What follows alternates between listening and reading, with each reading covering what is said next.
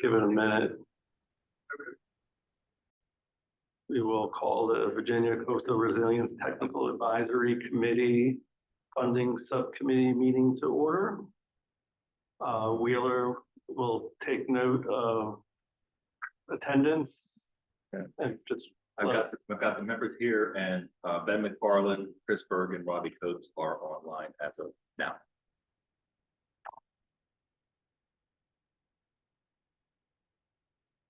So we need to adopt the meeting agenda as presented. Does anyone have any changes? Motion to approve. Motion to approve. Second.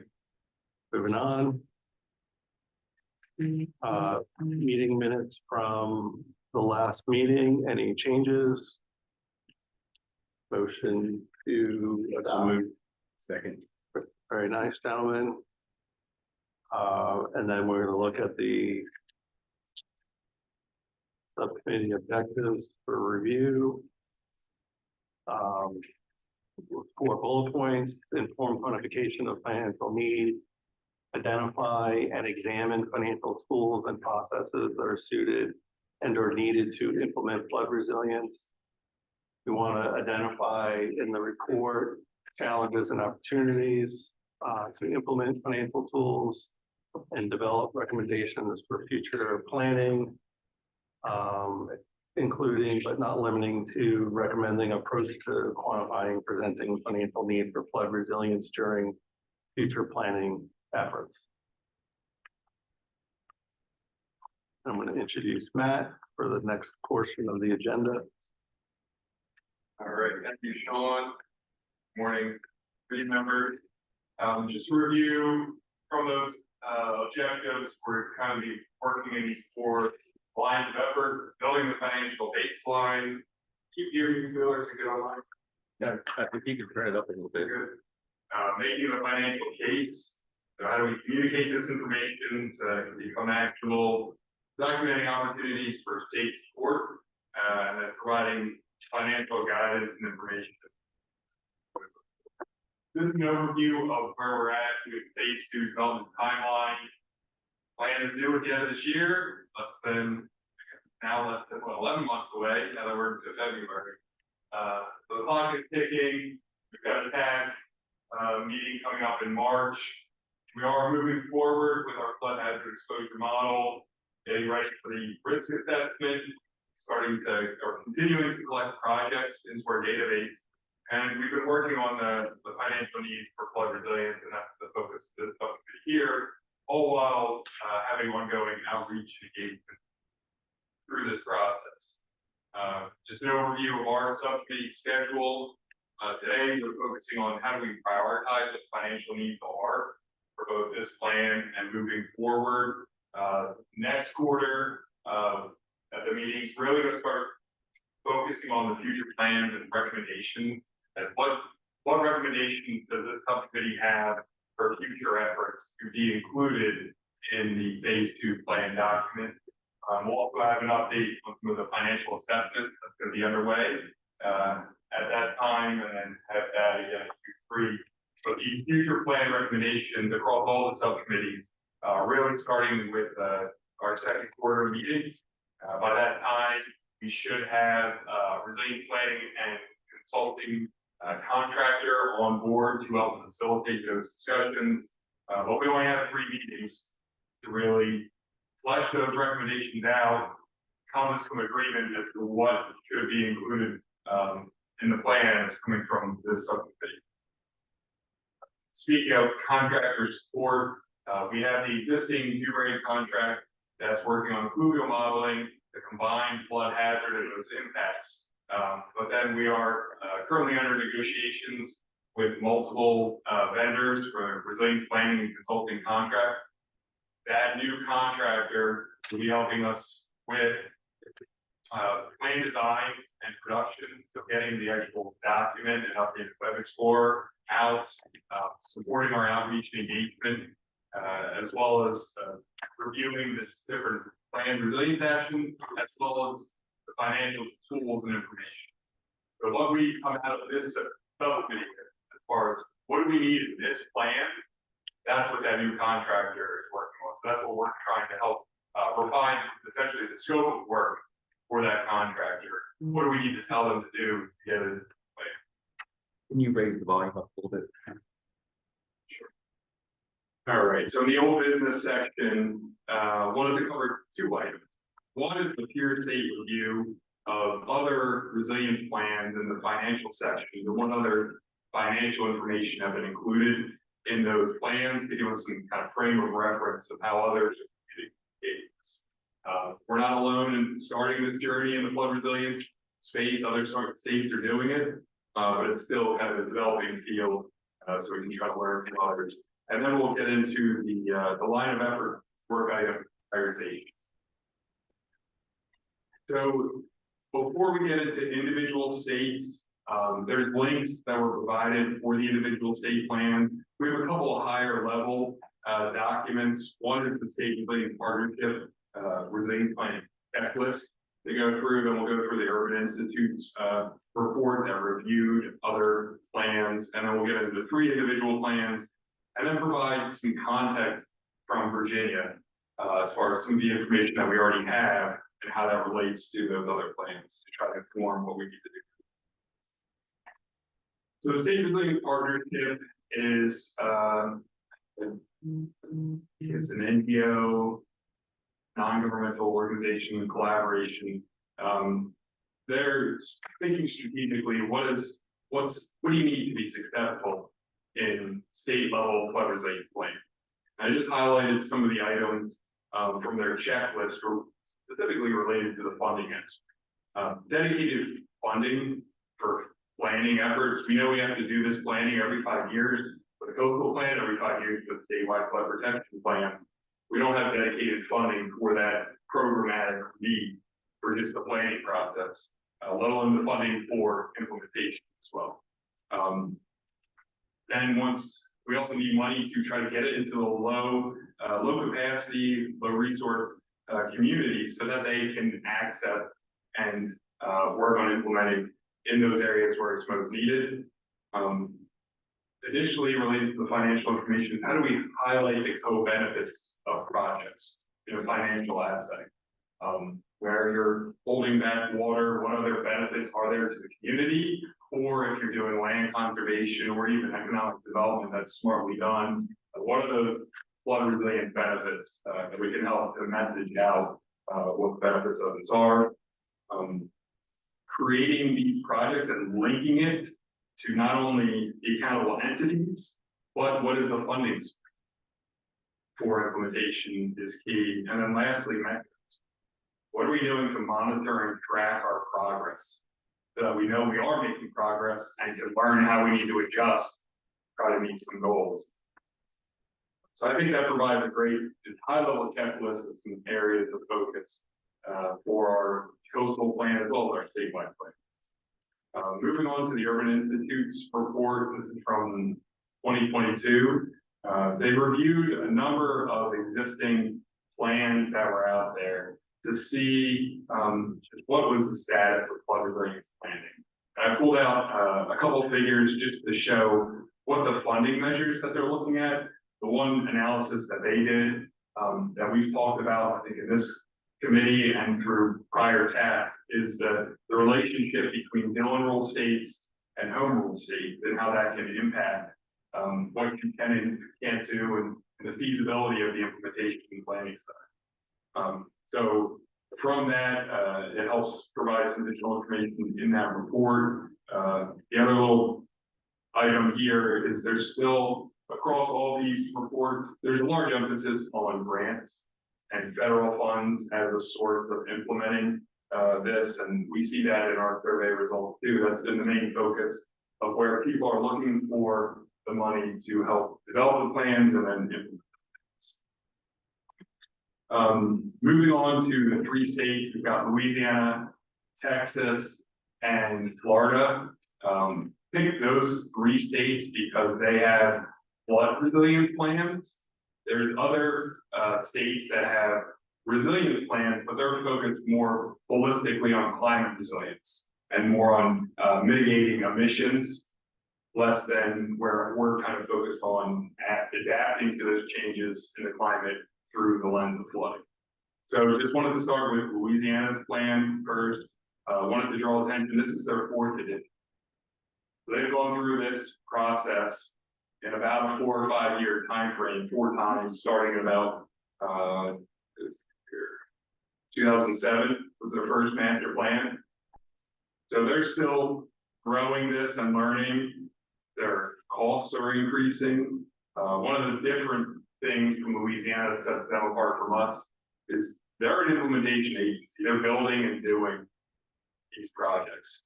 They're just knowing that it's a different lens than what we're doing here in Virginia. DCR, by and large, is not the implementation agency going out building large-scale regional projects to address the flooding. It's really being implemented in Virginia at the locality scale. So just frame of reference, and the amount of money that's going into Louisiana, we know they've had hurricanes, oil spill disasters. They got a lot of money that's pumping in, $21 billion. But that just helps show that, and there's a need. If you want to do the work, if you want to think big, you can. We know there are fiscal realities, but it helps frame the picture for people that are making decisions. What is that real need? And then try to get them to catch up with the funding. So trying to think big. Some of the data, the financial data that they've included, not only the expected average annualized loss from flooding in the future with no impact, that's something, or no action, that's something that we've done in phase 1. But they also look at, with their planned projects, how much risk are they buying down? And what is the benefit of that? And that's not something that we've gotten to yet, but we've heard about. And it's a big number that their expected average annualized loss, $15.2 billion. And with their plan, if they were able to implement it, they were avoiding 10 billion of those losses. They're trying to cut down 2/3 of the risk, essentially, through their plan. And those are some kind of metrics we could try to think about. Is that something we in Virginia should be looking at and trying to get quantification of as we move forward? They're very focused on projects, and especially large scale land building, marsh reclamation projects, based on where their risk is and how they're set up as that implementation agency. And they've got it split up about $25 billion in restoration projects. They're trying to restore the land, a lot of green infrastructure projects, and another $25 billion in risk reduction projects, more to hold the water back and prevent the exposure of their built infrastructure to the landscape. So they are thinking big, they're implementing in the big scale, and they're working with big dollars. Next up, Texas Coastal Resiliency Master Plan. This was released last year. They're also on their 3rd or 4th iteration of this process. So we're not alone in going through this repeated process and growing with it, but they're further along. They've gone through the process more than we have. They provide a lot more context in their plan report as kind of the value of the communities and assets, a lot of financial contextual data, not just what is the flood risk, flooding impacting our built infrastructure, but what is the potential economic risk? What is the economy of the region, to try to inform, well, how could that be impacted by flooding, to again try to inform those decisions and how we work to mitigate the risk. They also have good kind of tracking of the damages that have happened recently with some of the more recent storms. We again haven't had these recent storms not only in our memory, but also in financial data. And our flood risk, new FEMA maps are coming out. The floodplain continues to grow. There's a larger flood risk.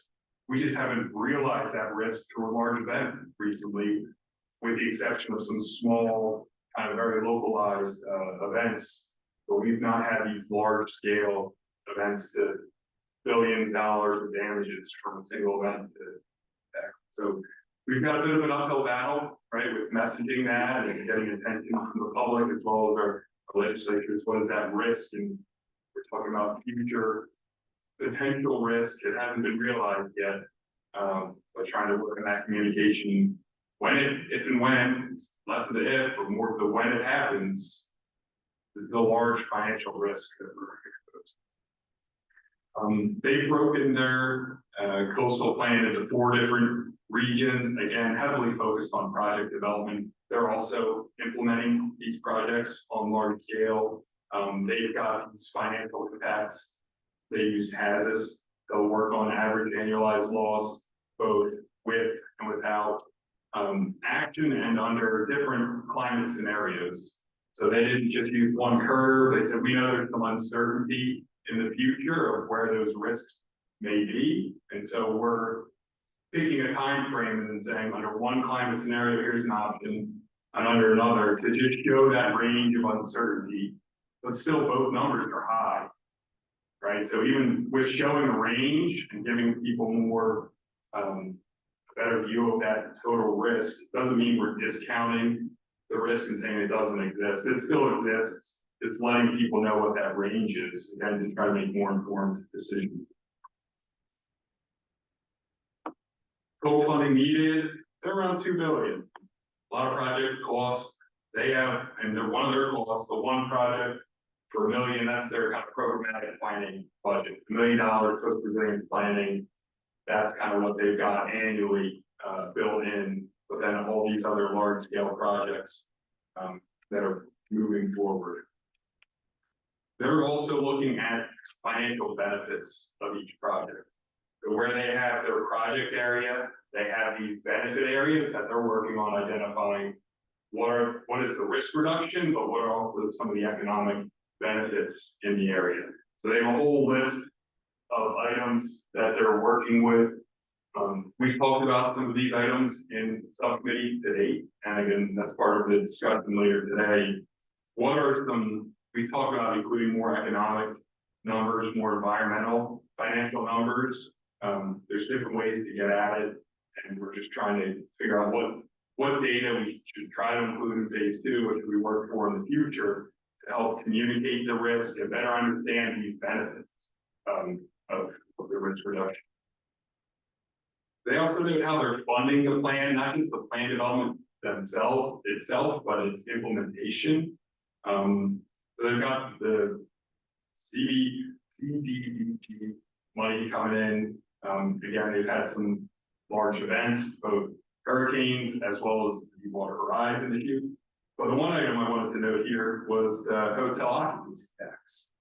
Okay, so they're using 2% of the hotel revenues to help fund some of this resilient work in Texas.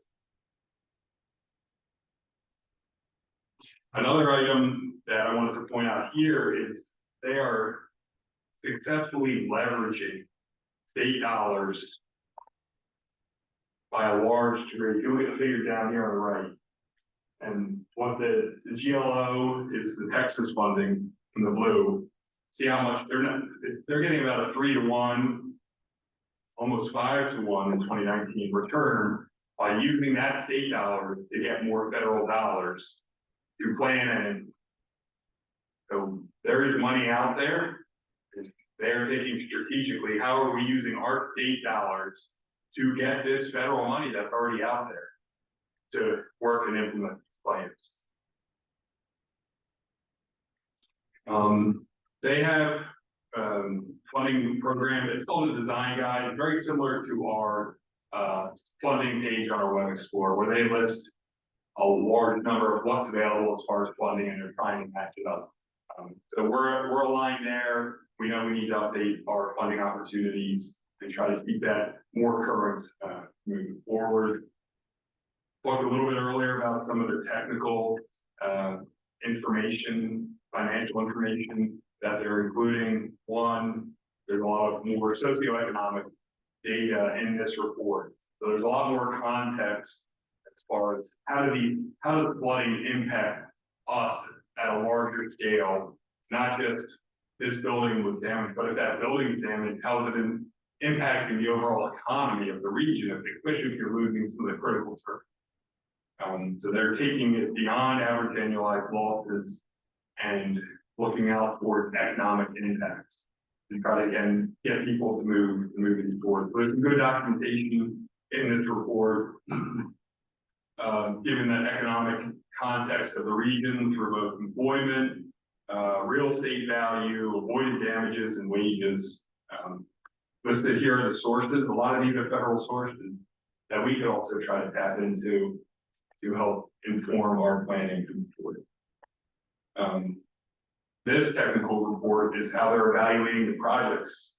And so what is the benefit of those projects and the benefit metrics? And here's just a blown up view. So they've got multiple economic benefits of each project that they're looking at, environmental and social benefits of the project. And these are both quantitative and qualitative benefits. So they're taking these large scale projects. Well, first they're understanding what's the risk. Where do we need the projects the most? What is the overall potential impact if we do nothing? And now, if we take a project, what is the benefit area? How are we buying down that risk there? And how is that impacting the economy, the environment, and the people? They've gone further. Again, this is round 4 for them. It's a process. And we've been kind of working in this process and trying to get better for the next year. Next is the Florida statewide resilience plan. This one's included is pretty similar to what we're doing in Virginia, especially through the community flood preparedness fund. They have some money available. This came out at the end of last year. So they have a plan. They need to address flooding. They're asking people, tell us what you want to do. We have a bucket of money. We're going to go through it and then see what's eligible and work on funding. Pretty similar to what's going on in the flood. For this, projects must address current or future flooding.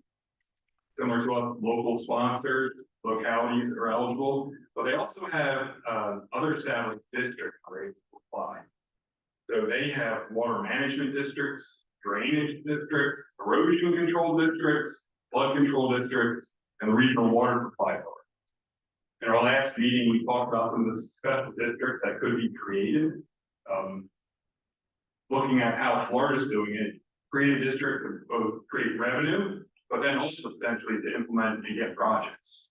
They're just trying to think about, are these districts, is this something people can be considering in Virginia in order to both get revenue in as well as to implement on a more regional scale. So they received project requests all across Florida. In total, they received 238 proposals, 2.5 billion in it this past year. I think round 4 for flood fund. What do we receive? About 70 proposals, I think, for about $78 million. It's just what people submitted. We know that's not the total need, but just this is very oversubscribed, much more competitive than our funding is right now. So they screened out about $0.7 billion projects that just weren't eligible, but at least they know there's still that need. They only have $100 million that they're working with. So again, $100 million, and they're getting an ask $2.5 billion.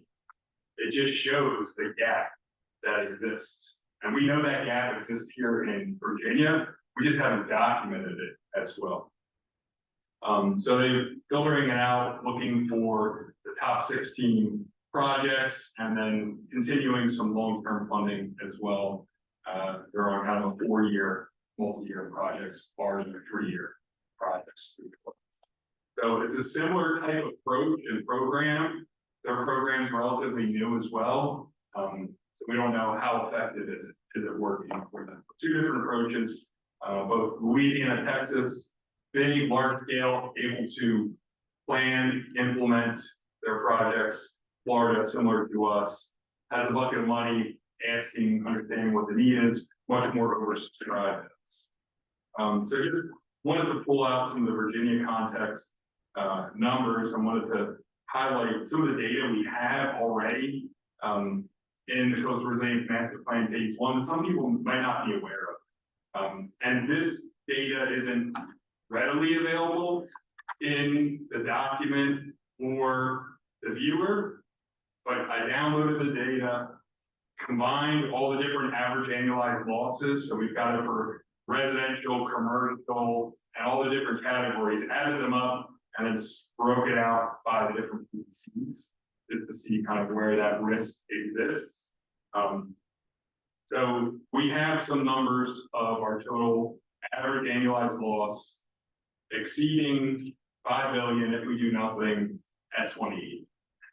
And this curve of our average annualized losses, very similar to the sea level rise curve, it accelerates over time.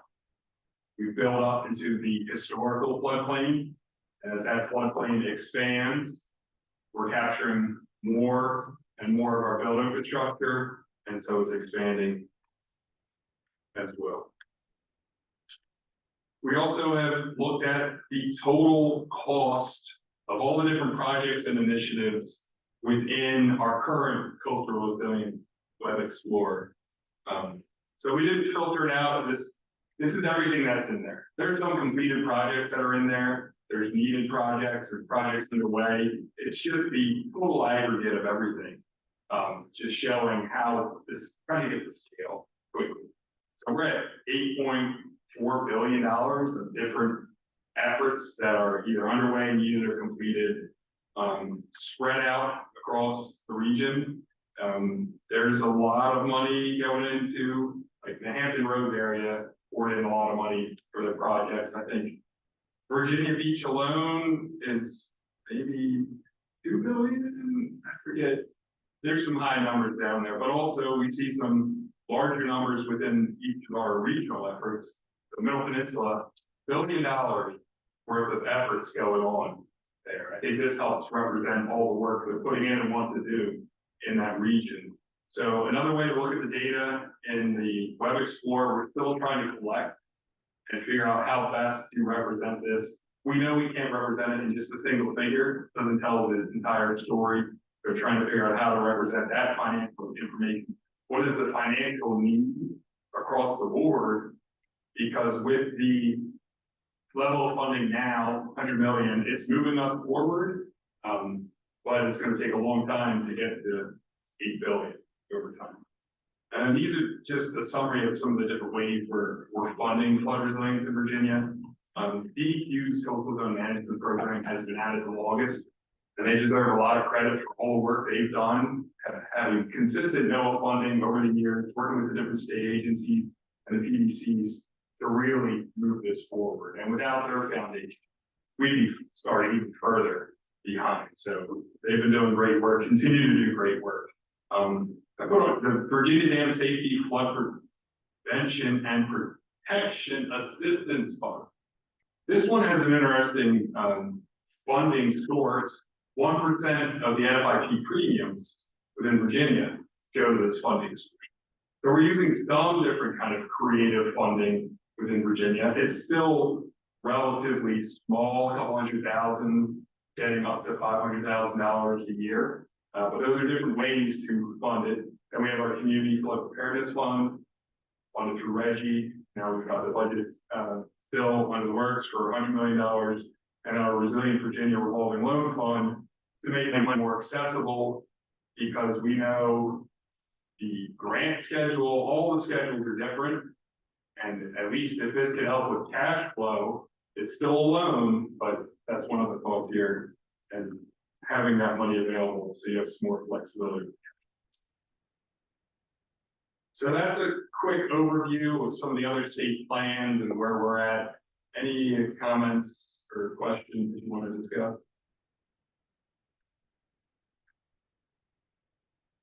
Yeah, Sure. Oh, you go first.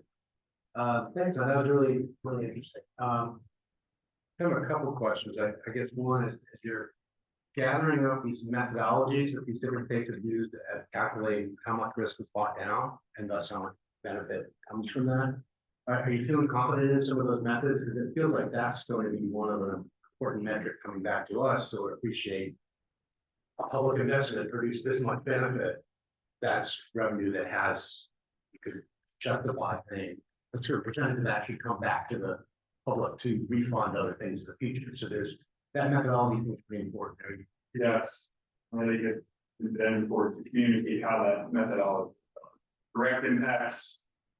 More straightforward, direct impacts, indirect impact, especially for social and environmental and the economic, those are harder and that area is still growing. But I think for us, you will be kind of transparency on being clear what's coming in, what's going out, what's included and what's not, so that people understand it. And then part two that's related to that is, yeah, I appreciate, I mean, Texas and Louisiana and Florida are, their context is a bit different with those big storms and the big, there's that federal investment and money or private investment in the PV, horizon, oil spill. I'm curious if you sampled any state that might have more of this sort of incremental increase in challenge from that relates to resilience, like maybe wildfires out west, where the impact is both kind of on the property scale too, and might be a little bit more incremental. This fire season is going to be greater than last fire, kind of like a flood situation like we live with here, or that sea level rise, situation that we live here, coupled with maybe last of those things that contribute to our flood. But I'm just trying to think where there are other examples out there. Did you look at anything that had at the wildfire finish? So we didn't. It's something we can work with our consultant on, again, reviewing some more documents to give us ideas about how that's communicated, give us context to our challenges. I suspect that wildfires are going to be ahead of some other issue like Sea Island. But those are that's probably another example of something that has that incremental dimension to it that is more similar to our context. I think we're seeing that a lot of these large scale planning efforts starting because of them. Yeah, we're on the different spectrum there, which is good for us. But yeah, we can try to look for like others. I know in the Northeast, New York and New Jersey had Sandy. But trying to look at other hazards.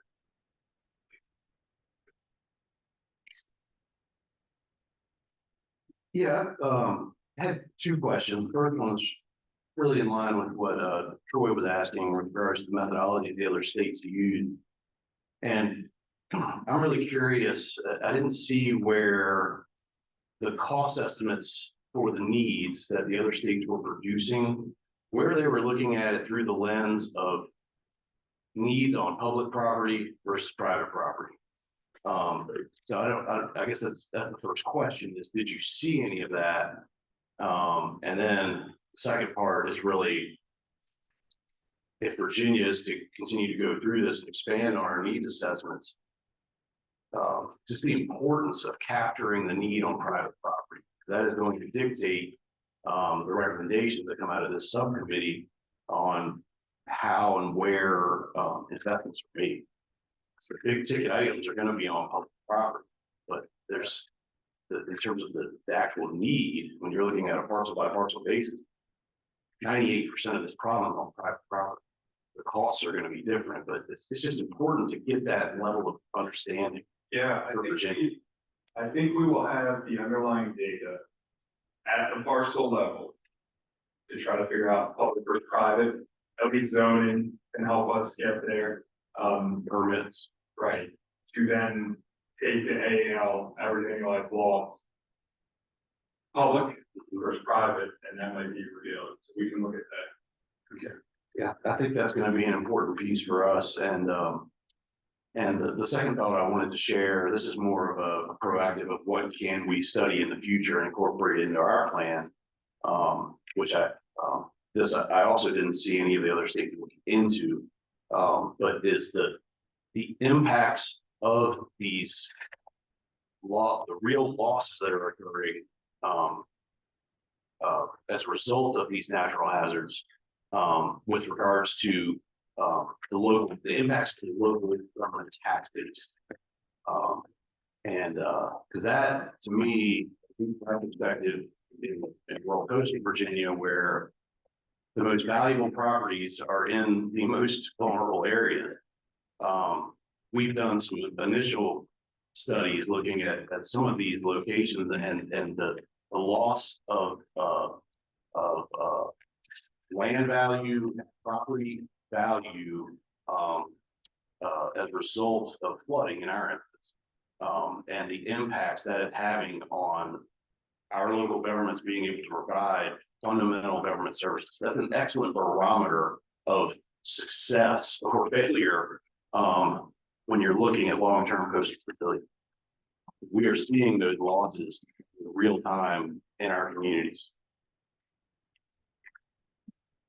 Yeah, I think that's another impact that we've heard it, and we're gonna talk about it in the end user survey. Real estate, like transferring this financial information beyond its ALs to information that the decision makers need. And that's what we're trying to identify. What are those different use cases? And how do we present that? What do we need to present in the plan? And it might differ per region, what stories we need to tell based on their own situation and what the priorities. Ben McFarland has a question or comment. Go ahead, Ben. Yeah, thanks. So yeah, a few things just to build on what Troy and Kurt have been talking about. I think one of the things it would be interesting to get some information on is with regard to the methodologies that are used, like what's the level of effort required to actually implement those methodologies? What data do we need to have to be able to put into those calculations to actually get those kinds of numbers? I don't know if the information that we're putting into the project database for each of the individual projects from the localities has that kind of information in it, right? And if we're going to start trying to get those numbers to really fill in complete a cost benefit analysis, that's another ask, additional effort for communities to be able to provide that information, or that we should want to build into the contract for the resilience services, right? So that's one kind of comment. I would be interested to hear more about which of these states, one of the things that's come up, and Matt, you were at our coastal policy team meeting earlier this week, but one of the projects looking at, shoreline protection projects and the public trust doctrine and how things work when you have mean high water states or mean higher water states versus mean low water states. Texas has much more of a state interest in the shore. And so that enables them to do more work than what is typically allowed to do here in Virginia. Kurt's comments about private property, I think, highlight that we should probably be looking at how do we consider that in assessing the need for what we're trying to do here.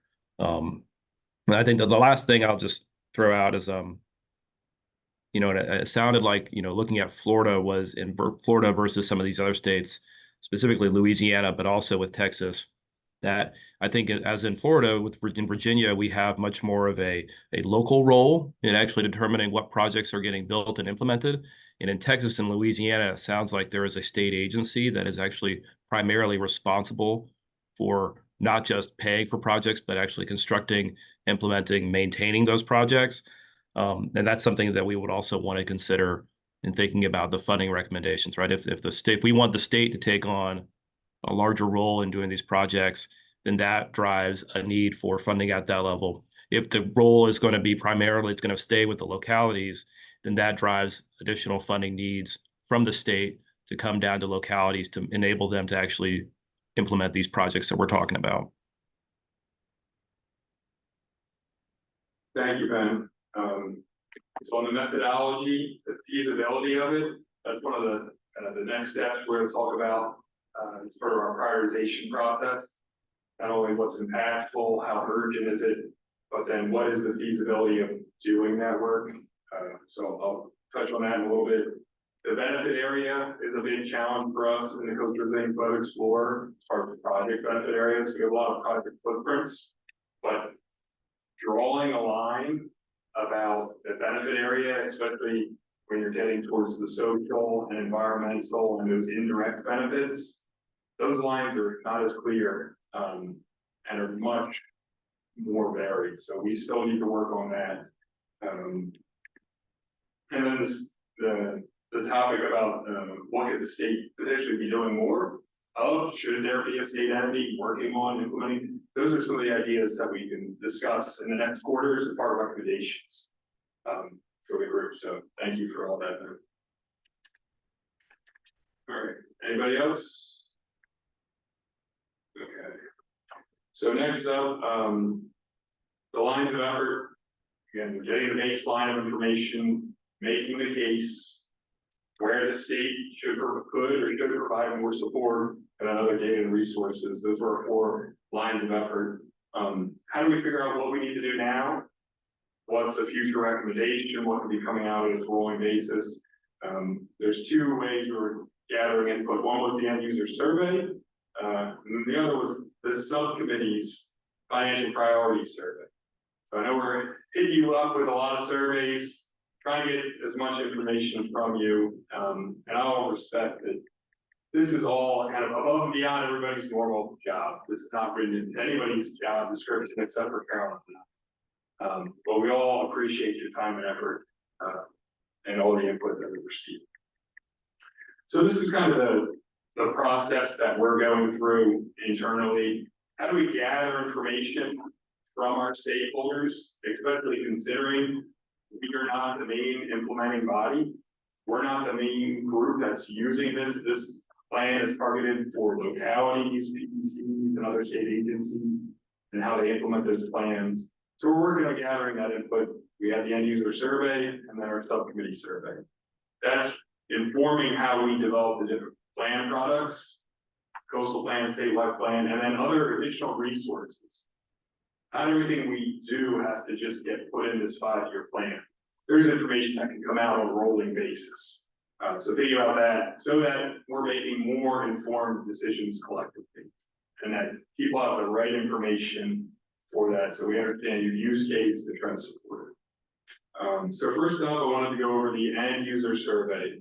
This survey was sent out November, before the end of last year.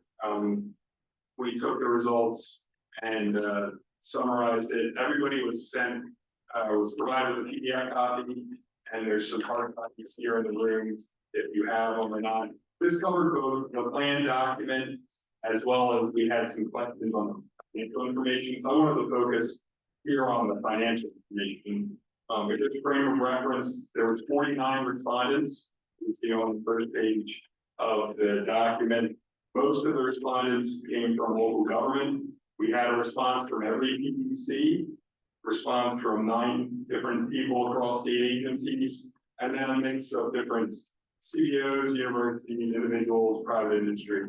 But what we're looking at is informing us, trying to focus on our key stakeholders, local, state government, regional government, which makes up the large majority of the respondents. We're trying to take this information and inform how we do it. We want to be able to show our stakeholders that we're hearing them and that it's making a difference so that they continue to participate.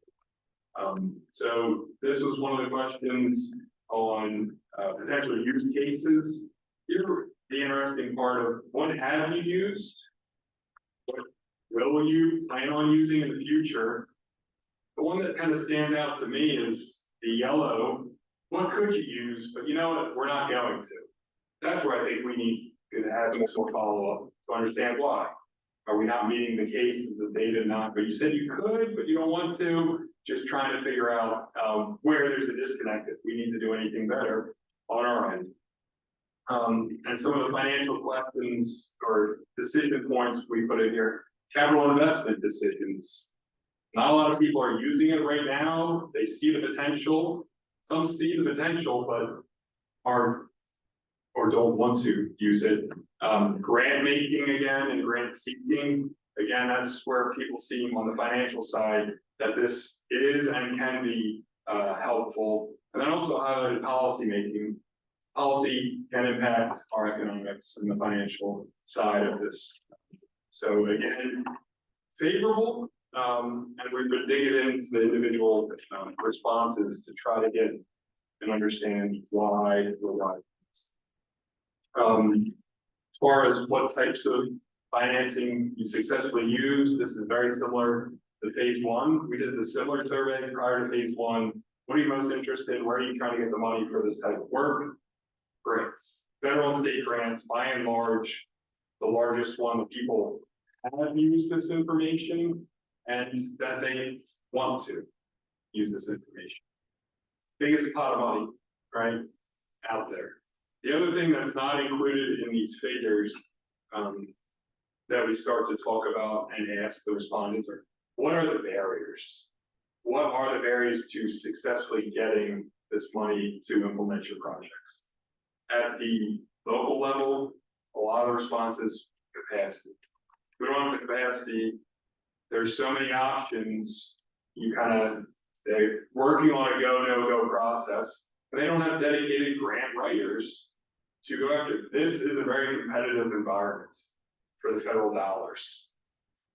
Some more resourced states and localities are spending money to get money by hiring private firms to develop these grants because they're selling it to the feds and the states that are giving money out.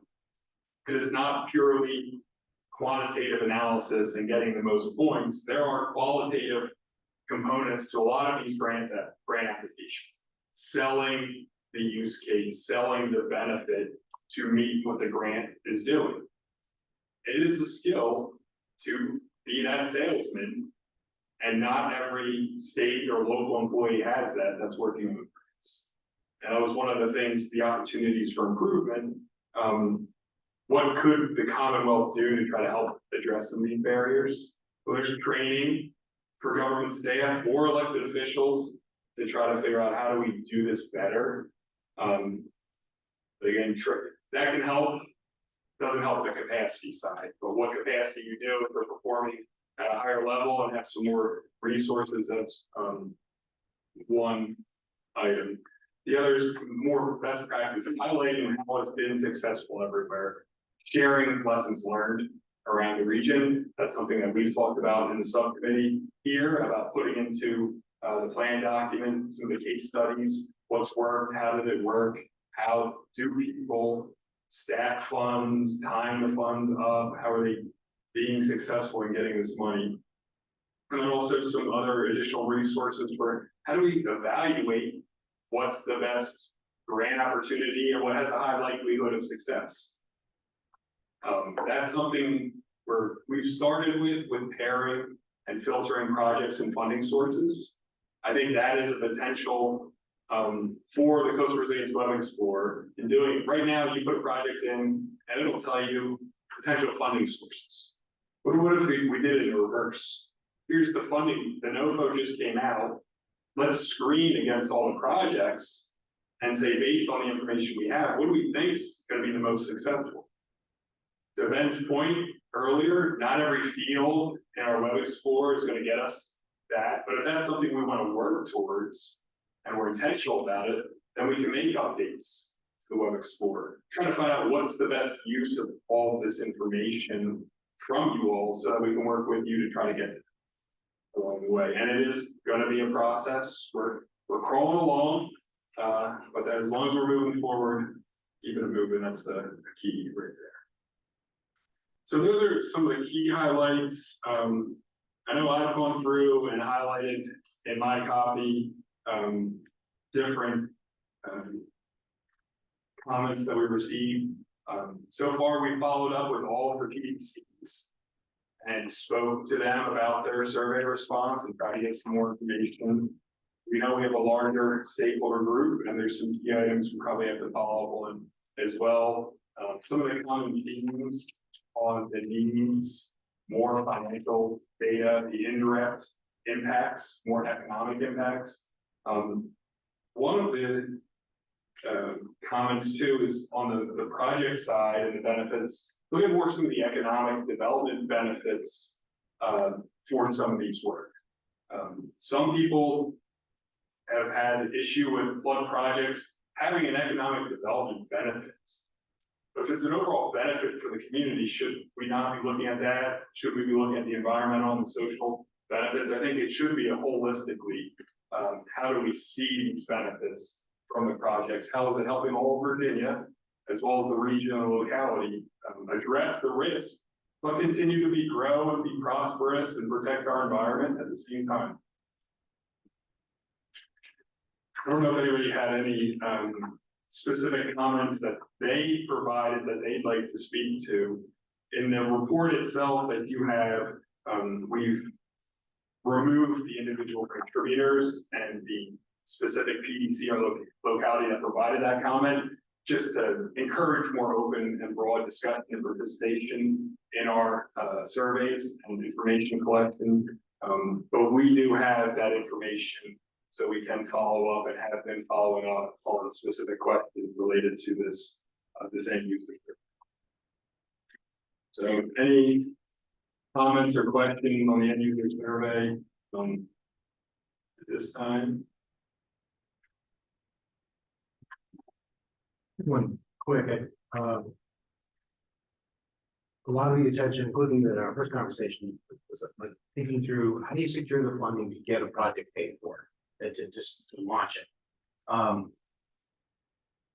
But I appreciate that, and we should be thinking too in our recommendations about there are types of costs that will hit places later down the pipeline too. When you're starting to implement a project, I hear often from local communities, grants are mostly reimbursable. You got to be able to front the money first before you can get money back.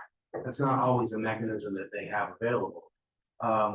Projects will then need maintenance and operational costs, monitoring, likely further adaptation, maybe 10, 15 years down the road to the project itself to continue to maintain the resilience benefits you're gaining. So there's the long-term picture here too that will present financial ramifications for users. Yeah, those comments are echoed in some of these responses, like on the upfront, all right, we got the money, but do we have the people to manage the money and distribute it? And do we have cash flow? The timing of the different grants don't line up with some of the cost share matching. So we're either behind or ahead of the feds, and then you're either putting your neck out and at risk or hoping you'll get state money for a cost share, or you'll figure it out later. And then on your kind of life cycle costs, right? I don't think that number definitely is not in, I think it's an optional number in the Web Explorer right now, some operations and maintenance, long-term costs. But no, that is we're thinking forward and looking at average annualized risk. What are the annualized benefits, annualized expenses? You can start to get to that. I think the Navy's NAVFAC, they've got a spreadsheet that they use, and they've got it 30 years out trying to estimate for specific projects. And I think that's something we can aspire to. How feasible is it for the end of this year? For every project, not that likely. But again, if we know what we want to do and have clear recommendations as far as what we should be working towards, that helps us move it all forward to help support. Hey, Matt, I just wanted to chime in on the responses coming back in terms of capacity needs and just talk about our Fight the Flood program and what we've accomplished. That to me, we hear that so much that localities are just don't have the capacity to do things like this. And at the end of the day, that boils down to political will. When staff are, given the green light to go advance projects, find solutions for your community, like we have had for the Middle Peninsula. We've been given that green light and that mandate, go figure this out. We've submitted over 230 grant applications in the last 30 months, with a pretty good batting record of probably batting about 33% on success, which is pretty good in the grant space. $31 million leveraged since we launched the program, and that's with a staff of 3 people. So it's doable, and we've built a modular solution. I'm not going to go into that ad nauseum because we've talked about Fight the Flood a lot here, but that capacity is something that can be achieved, but political will is the key, and we've got a solution to share with everybody. Yeah, I think that the political will, you've made the case already, right, to the decision makers. As some of the other comments we've heard, we need that information to make the case to the decision makers so that they can reallocate resources, right, and prioritize. Every locality has capacity. How you spend and allocate that capacity is up to some, right? You have some requirements you have to meet for code regulations, but then you've got some flexibility potentially on where you want to prioritize that. And I think that's what we're hearing.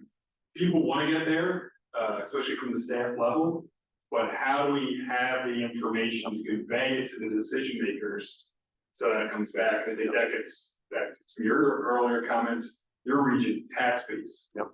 Other regions, we're trying to understand what do we need to highlight in the plan document to give you this ammunition to try to make the case.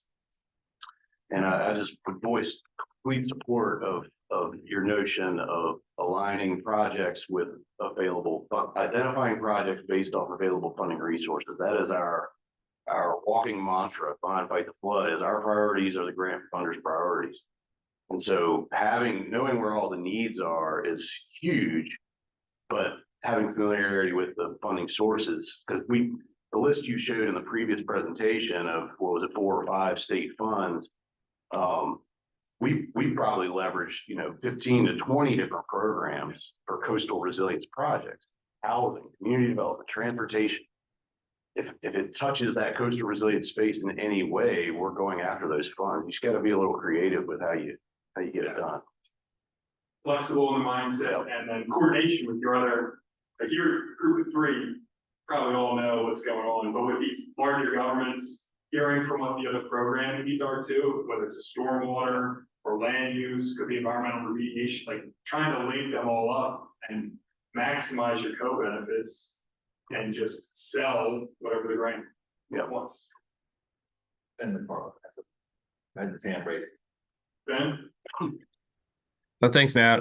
So yeah, I just want to chime in. I think, what Kurt says is important, but, from a planning perspective, I think it's really important for us not just to focus on, where the funding is now, but also to make sure we're aware of what projects are needed and aren't being funded, and understanding why that funding is not occurring.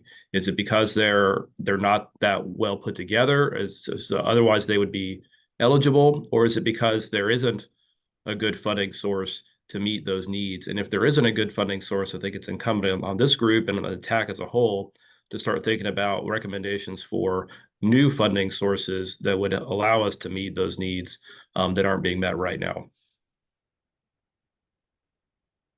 Great, thank you, Ben, and that's where we're trying to get to in phase 2, storytelling. And we know we have multiple stories to tell, right? It's not just one or the other. We can tell both stories in the document to help to try to meet as many people's use case.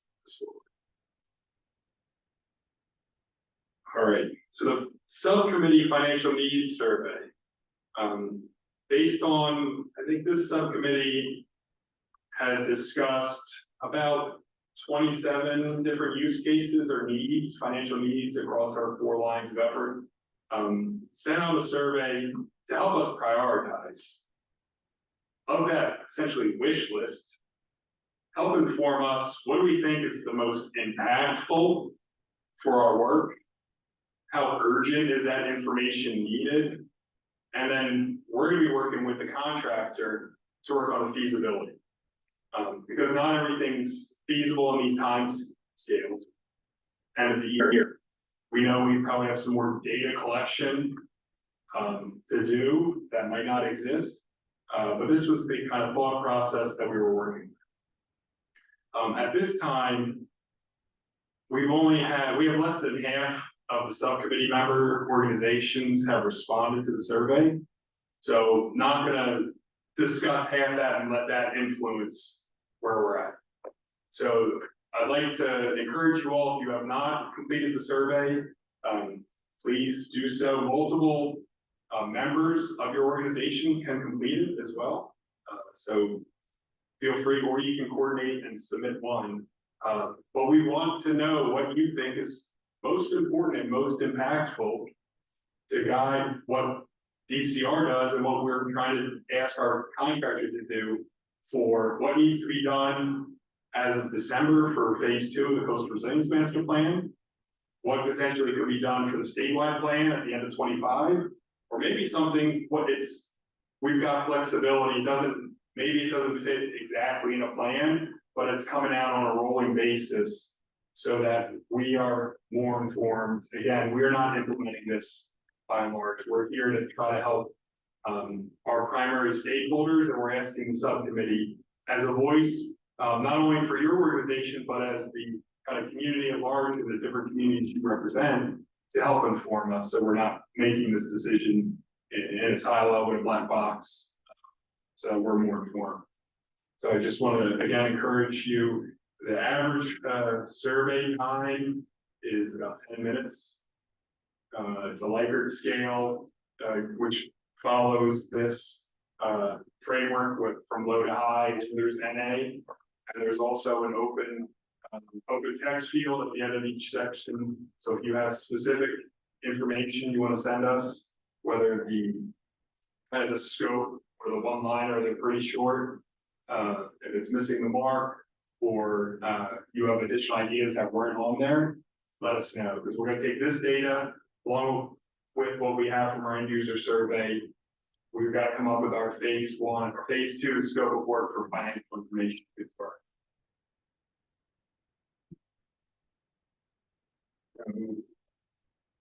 That is all that I have for old business. Any comments or questions on that?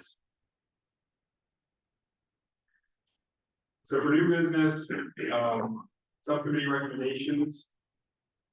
And the prioritization will also let us know, and we can report that back to you to help inform these recommendations. This is kind of the schedule for what we're looking at.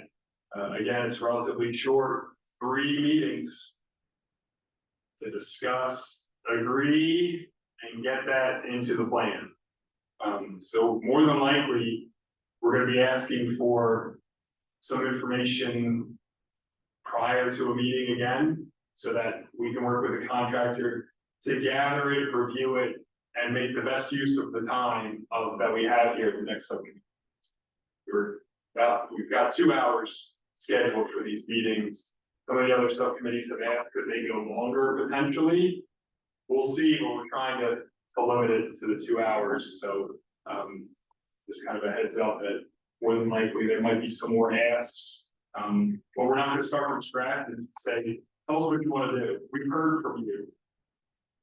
In the meeting so far, we've heard from the end user survey. We've heard from the subcommittee survey, and we'll continue to build that all in there to give us a starting point. Or what we've heard, here's what we think your all recommendations might be, and then kind of refine, add, delete, and try to get them prepared so we can get it into the plan. I think the subcommittee recommendations will be critical for us as a program to know what's most important next steps. After we deliver this plan, 5 years, we've got another plan to do. In the interim, we should be working on different items to help inform and make this process better and to help support implementation. So these recommendations are going to be key for every subcommittee moving forward.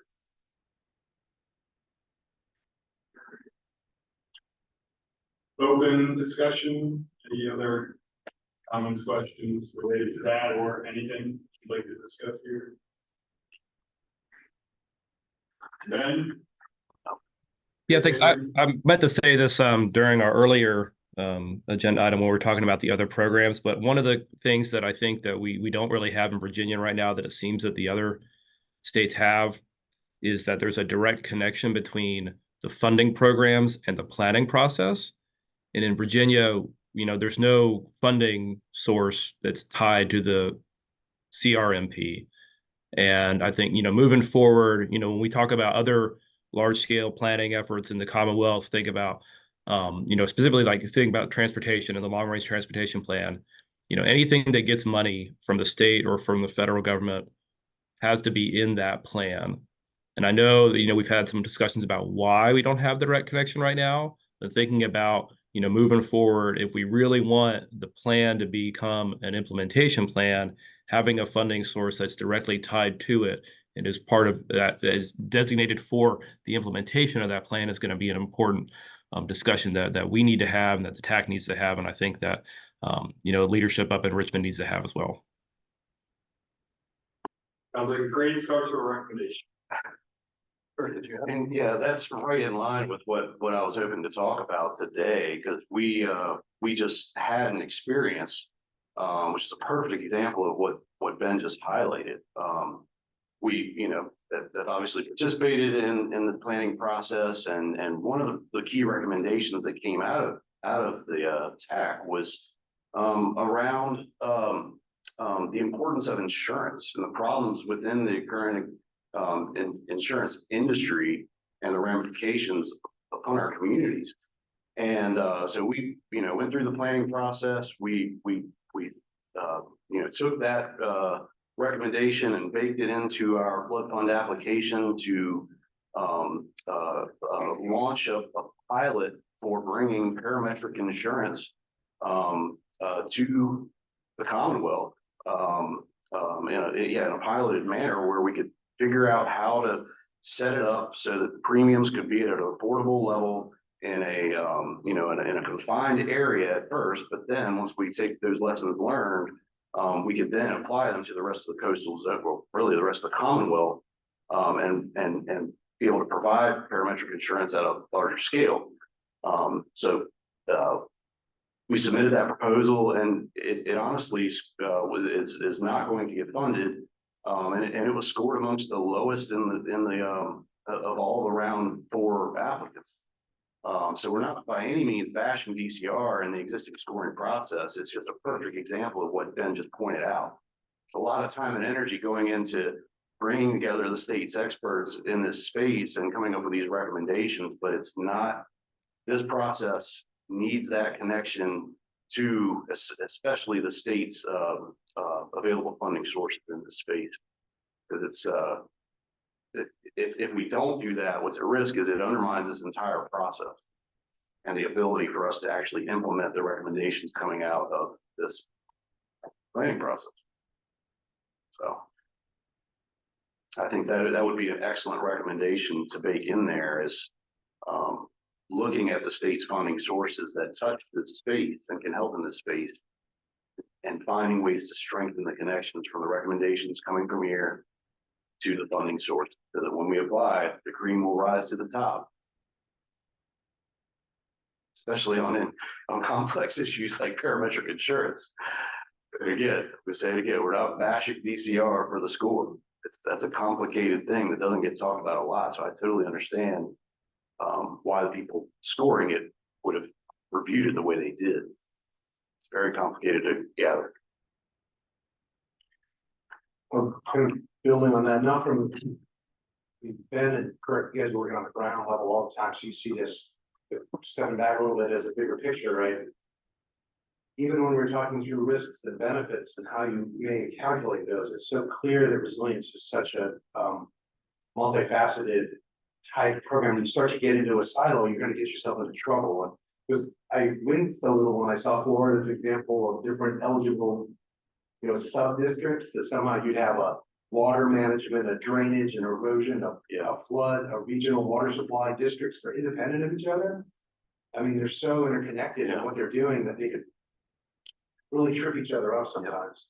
And it almost, on a longer term, what's the sort of funder collaborative kind of structure where all the different kinds of funding sources that are coming out of all the different types of agencies here in the Commonwealth that touch on something. Somebody out there investing in insurance, but that's way so foreign to what we've been thinking about so far, and the capacity in a DCR to be thinking through what's its connection to resilience, but it has a clear connection. So we've got to, if there are ways to help connect those dots and what the conversations might need to be, so that when topical area like that has a clear significance, but maybe there's another funder somewhere in our network that we just have to be connecting with in a more active way, if such a thing could exist, would be interesting. And I think resilience coordination working group, that was a large recommendation, the new interagency. Resilience coordination, if the legislation passes, that's an opportunity. For that, and that's one of the main charges of the new CRO to help coordinate that issue, that legislation. But yeah, it's down the line, but doesn't mean we can't do that. So, man, just to add, talking about parametric insurance and of course, insurance in general, I think you've met, Paul Robinson, Rise, Yes. right? And we have that challenge. I have not shared everything with you. We've been needing to come together so that, we can have parallel, approaches to this, but parametric insurance is of great interest to a lot of jurisdictions. In fact, Rise has been approached by other states to do the same thing, because they're looking for ways of helping people up front immediately, even prior to the actual, catastrophe that's maybe coming or may not. But the problem is that it takes a lot of money. We have money, and we are funding the challenges. So that's one way of addressing it, at least initially addressing it. And I know that Louis has been working with Paul on that as well. So I'd like to get together with you all and with DCR. We already know that some of the PDCs, and in fact, we're going out west now, reaching out to them for the same thing. Get with you so that we're not all working on parallel courses. And since we do have the resources now to do this, the financial resources to at least initially address insurance and general parametrics specific. So I'll bring that to you, and we'll get Paul over and talk in a kind of general sense. That should have been here already, because financing is often important. And keep in mind, you already know this, when you're talking parametric insurance, it's a huge, huge amount of money involved in that. And who's going to fund it? The jurisdiction, the state, who's going to do this? Another component and stakeholder probably to include, well, in this came up with the CPC, who manages the data and the network of monitors. We've been talking to the VM flood intel unit, who they have the old iFlow system that they're updating and have been expanding some of the gauges across the Commonwealth. We tried to see if their new gauges were going to meet the parametric insurance requirements. They didn't, unfortunately. But again, bringing them into the loop, because they're also monitoring water levels and trying to figure out, well, if we do another gauge installation in the future, what's the added cost to make it parametric insurance compliant, essentially? And maybe who can help or share that cost, because it's beyond other use cases. So I think VM and having a flood intel unit can be part of that discussion as well. We also did hear some more comments and user survey about insurance, and just what is the insurance coverage right now under the current risk. But as we look forward, and if we assume just the same participation rate or subscription rate, how big is that insurance gap? And then what does that risk look like? So that's another request that came in. I think it's certainly doable for our end to try to predict out insurance gaps in the future. And then it gets to how do we help close that gap? I'm glad Bill has already volunteered to meet with you guys, because I was going to add an agenda item to your discussion, because I think there's some interesting kind of bigger picture conversations around if there's public investment in economic development activities or investments that are protecting economic development activities. That's revenue you could argue there's an interest in a public return on that investment, whether it be a tax or a fee. To say, yeah, we invested in your company, you're testing on this place, we're investing in your company through the RISE challenges. Future revenues, there might be a percentage of that comes back for a resilience kind of fund at a local level to expand the toolkits that local communities might have to fund things. So thinking through what in other examples of economic development investments, public investment, what are the various ways in which revenue comes back? More than just, oh, I'm making, we're hiring people, we got more money going into the system, there's income taxes, there's more than just that, but there's an obligation to pay back, and if that's Sounds like resilience sharp. It is. And we're gonna invest, but we're gonna get 2% back. We're gonna have a royalty and something, yeah. Well, yeah, utilities do it all the time, right? When they invest in a. I think that gets to one of the items that people want more information on, public-private partnerships, right?